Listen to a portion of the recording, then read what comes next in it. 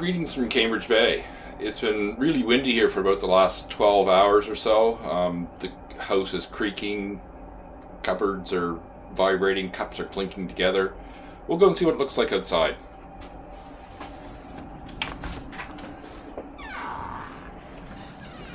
So we're at the back side of the Char's house right now, so we're sheltered from the wind. We're going to get out into the wind, and then the wind noise will probably pick up a little bit, so I hope you can still hear me. A couple of our snow machines, our high-tech sea cans at the side doors, which are really quite lovely.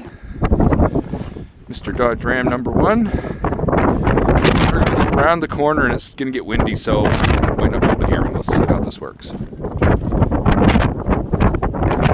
Yeah, it's a little bit windy. Sort of the tundra's off there to our left. And if we turn back around this way, downtown is sort of that way.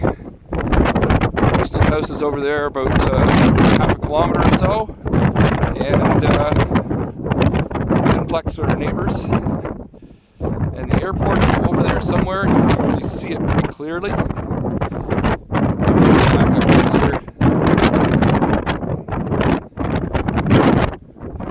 So